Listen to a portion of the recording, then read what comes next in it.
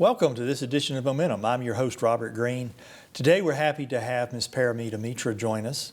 Paromita is a 2014 graduate of Aerospace Engineering with her bachelor's, and then she stayed on and got her master's. She's an Avionics Systems Manager with the Artemis project at NASA. So Paromita, welcome. Thank you. Thanks for inviting me. Yeah, Great so to be here. we're glad you're here. You've been talking to our students and prospective students for our academic insight earlier today. Very interesting talk. Can you tell us, what does your job as Avionics Systems Manager involve? Sure.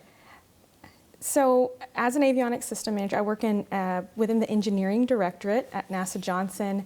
I work in the avionics division, which is essentially a lot of electrical engineers, and we are responsible for the brains of the spacecraft, if you will.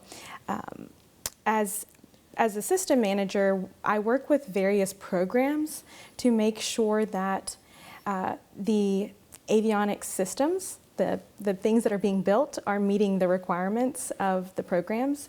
And if there's any missing requirements and things like that, I help fill the gaps there as well. Beyond that, I work in, my expertise is in displays and controls. And so I'll have a lot of questions and meetings about things like that. And it could be from any of the various programs. Okay, well, that sounds interesting. Yeah.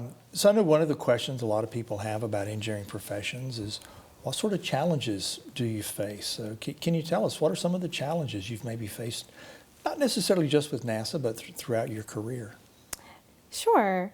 Well, I'll start with what it was like to be a student here at Mississippi State. It's a very challenging degree program in itself. And a STEM career can be challenging. It requires you to focus and train, like I had mentioned in the speech earlier. And so learning how to learn was something that it took me a while to do, and coming up with a good cadence of, how do I consume all these notes and thoughts into one space and then regurgitate them on a test. So the degree process was challenging if you're looking at it from a student perspective. At work, I find it hard to find a challenge just because I enjoy the work so much. I would say, so you still, similar to academia, there's the pursuit of funding for different ideas. They have the same thing in government industry. Okay. So you can put forth proposal ideas, you can get those funded and then continue doing that work. But knowing what is priority at this large agency, especially as we're getting closer and closer to boots on the moon, it's changing, and it changes with a new presidential election. The goals of the agency change because our national priorities change. And so if you are an expert in a certain area and you're looking for funding to support that work, it's always a challenge trying to understand where to fit in and how that work is prioritized. Okay. So obviously you're very successful in your career, very capable. You were a capable student. What made you choose aerospace engineering over all the other majors you could have done? Yeah, so I actually was an astronomy fanatic at first, before I even entered an engineering field.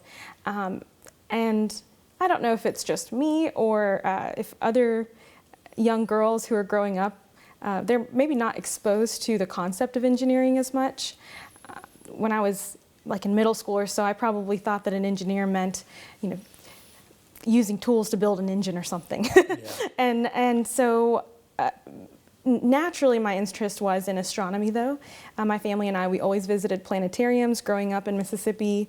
And I started an astronomy class in my high school, and a club, excuse me. And then my physics teacher at the time noticed that I had this love for astronomy, but that I was also very much enjoying my physics class. For instance, I was doing a Rube Goldberg project, if you remember those, and I just absolutely loved creating something. And so she introduced the concept of aerospace engineering to me, and it was just the perfect, combination of the things I was learning to love and the things I had already loved. So that's why I chose aerospace engineering. Okay. And of course, while you were here, you were very active in undergraduate research. What kind of Yes. research did you do, and what possessed you to get involved in research? I mean, coursework should have been enough for most people. But. Yeah. I'm actually very lucky in that my father's a professor. He was a professor at the University of Southern Mississippi and in public health.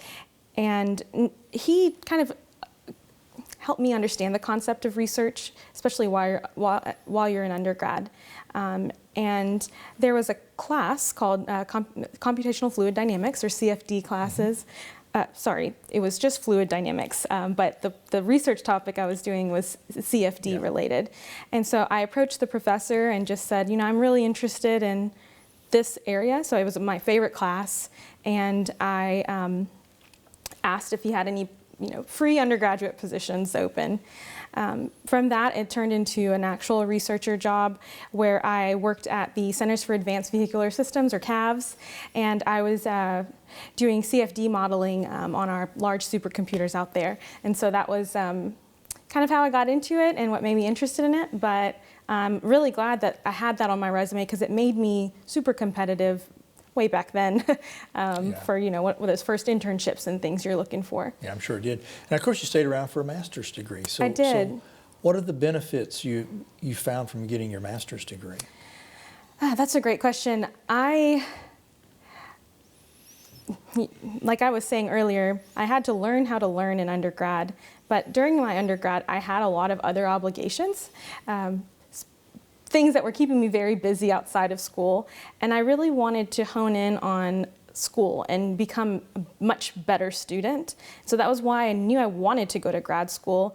But also during one of my NASA internships, I found this entire fascinating area of work that is humans in aerospace, or human systems in aerospace technologies, specifically for the spacesuits. And so I was able to bring some of those topics and start a collaboration with NASA through my degree program at Mississippi State. And I really enjoyed the master's program because I got to tailor a lot of the classes to things I was super interested in. And that helped me solve an exciting problem. Okay. So I know working at NASA has to be exciting, and you get to work with some of the nation's best engineers and scientists and all sorts of people. What's it like working with some of those people and astronauts? Yeah. It's very similar to other jobs I've held. I think engineers as a whole, we're very curious people. I find a lot of people to be quite humble. So I really enjoy the type of people I've met. They're personable, but from a more technical standpoint, there's so many different expertises at NASA. You can find someone to help you solve a problem in almost any niche area. And so that's been, I think, a very unique growth opportunity to be able to meet people like that. Astronauts, I do work with them quite a bit. They're incredible human beings. Just the selection process is so competitive. One of our astronauts is a Harvard Med ER trained doctor as well as a Navy SEAL, and now he's an astronaut. And so, these people are incredible, but they're also, I would say astronauts specifically are some of the most humble people I have ever met. They go through, I think, one of the things that they're considered for is their mental capability and their personable capability. They kind of have to be stewards of NASA and representations. So they're just wonderful human beings there. So yeah. Well, you know a thing or two about competitions yourself. Yep. You've represented Mississippi as Miss Teen USA and in the Miss USA pageants. Yeah. Tell us a little bit about that. How was it? What did you learn from it? Yeah, so it honestly began as a hobby and a fitness goal, in a sense, and that began in my junior year of high school, where I competed and surprisingly won Miss Teen Mississippi. That's how I got into it. And someone at a dress shop somewhere had recommended I compete, so I did. After that, I took a bit of a break and focused on school, and I quickly realized that a lot of my pageant history and that kind of feminine side of me is what a lot of the younger generations and were relating to when I did educational outreach events. And so I competed in Miss Mississippi and represented the state at the Miss USA competition. And it was something that started as a hobby really taught me so many different skills in life, and I use them every day in engineering. One particular skill is the importance of communication. And so when you're an ambassador to a state, you have to turn really complex topics into sound bites and be able to communicate them to the general population.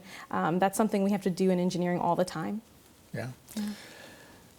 So engineering, we typically think of, or a lot of people, I think of it more as a male-dominated profession. And certainly we're trying to get more women involved, and you're a perfect example of how successful women can be. What advice do you have for the young girls out there who may be thinking about a career in engineering? And even more so, what about advice for their parents to help encourage them to pursue that dream? Yeah, that's a tough one. You know, since I was little, there's what we call type A personalities, where you're always trying to reach for something higher. Or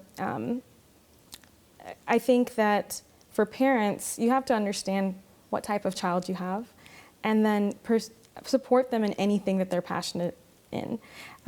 For the women who are younger that are looking into what career paths to go through, some of the things I enjoy about my feminine interests, specifically in pageants, I love the art of makeup and dressing up and doing those girly things.